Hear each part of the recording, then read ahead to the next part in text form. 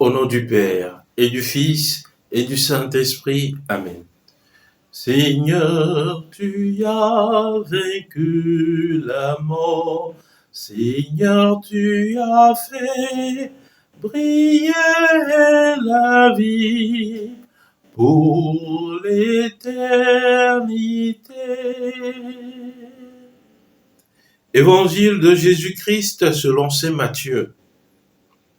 En ce temps-là, Jésus disait à ses disciples: quand le Fils de l'homme viendra dans sa gloire et tous les anges avec lui, alors il siégera sur son trône de gloire. Toutes les nations seront rassemblées devant lui. Il séparera les hommes les uns des autres, comme le berger sépare les brebis des boucs. Il placera les brebis à sa droite et les boucs à sa gauche. Alors le roi dira à ceux qui seront à sa droite: venez, les bénis de mon Père, recevez en héritage le royaume préparé pour vous depuis la fondation du monde.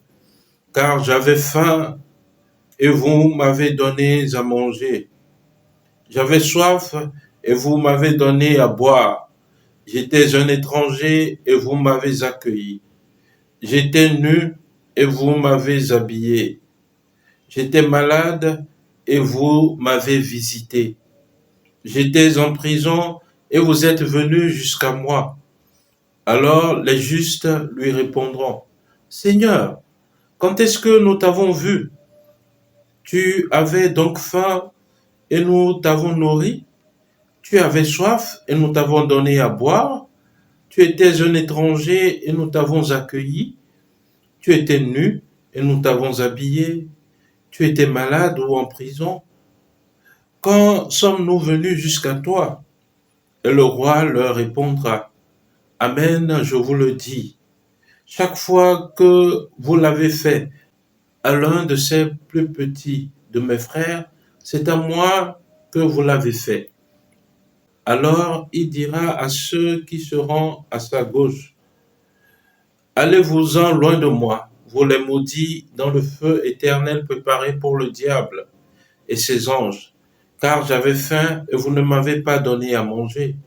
J'avais soif et vous ne m'avez pas donné à boire. J'étais un étranger et vous ne m'avez pas accueilli. J'étais nu et vous ne m'avez pas habillé. J'étais malade et en prison et vous ne m'avez pas visité. Alors ils répondront eux aussi: Seigneur, quand avons-nous vu avoir faim, avoir soif, être nus, étrangers, malades ou en prison, sans nous mettre à ton service? Il leur répondra: Amen, je vous le dis, chaque fois que vous ne l'avez pas fait à l'un de ces plus petits, c'est à moi que vous ne l'avez pas fait. Et ils s'en iront, ceux-ci au châtiment éternel, et les justes à la vie éternelle. Acclamons la parole de Dieu. Louange à toi, Seigneur Jésus. Bien-aimé de Dieu, paix et joie à vous. En ce jour de novembre, nous célébrons dans l'Église universelle la commémoration des fidèles défunts. Hier, 1er novembre, nous célébrons la fête de tous les saints et immédiatement le lendemain, nous célébrons les fidèles défunts, ceux qui sont morts et dont seul Jésus connaît la foi.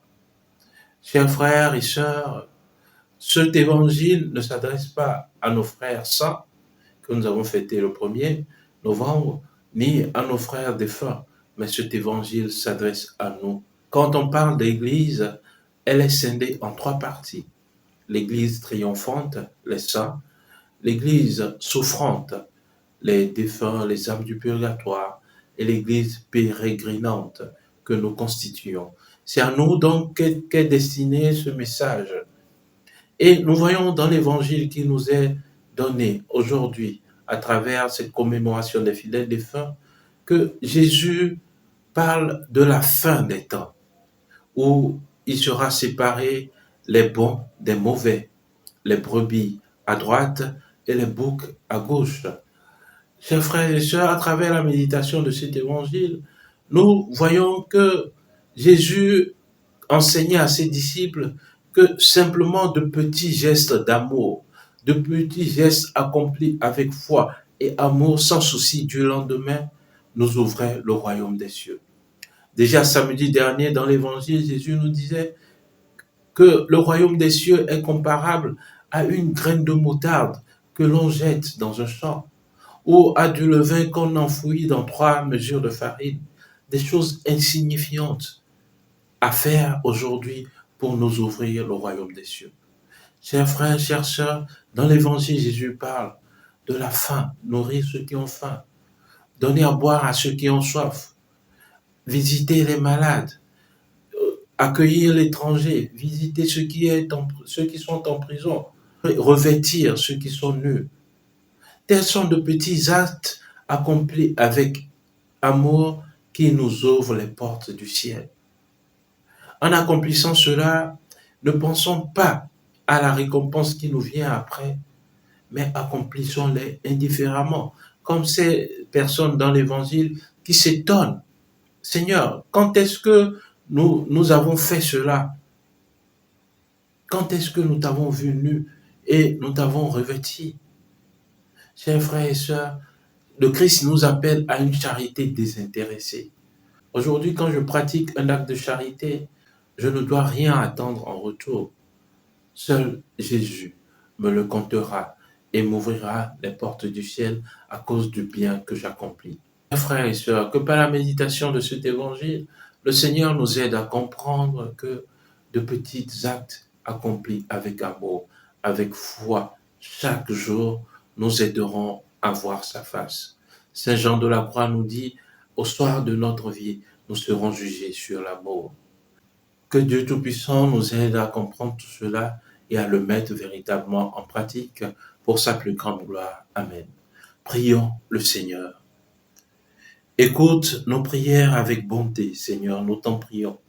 Tandis que grandit notre foi en ton Fils ressuscité d'entre les morts, affermis aussi notre espérance, puisque nous attendons la résurrection de ceux qui t'ont servi. Par Jésus-Christ, ton Fils, notre Seigneur, qui vit et règne avec toi dans l'unité du Saint-Esprit, Dieu pour les siècles des siècles. Amen. Chers frères et sœurs, un acte que nous devons accomplir aujourd'hui, c'est prier pour un frère défunt. Ce n'était pas hier, c'est prier pour un frère défunt. C'est aujourd'hui la commémoration des fidèles défunts. Hier, c'était la Toussaint, la fête de tous les saints, mais c'est le 2 novembre et tout au long de ce mois de novembre que nous devons prier pour nos frères défunts. Que Dieu Tout-Puissant vous bénisse et qu'il vous garde, lui qui est Père et Fils et Esprit Saint. Amen. Excellente journée de prière et de travail, et que les bontés de Dieu demeurent avec vous. Amen.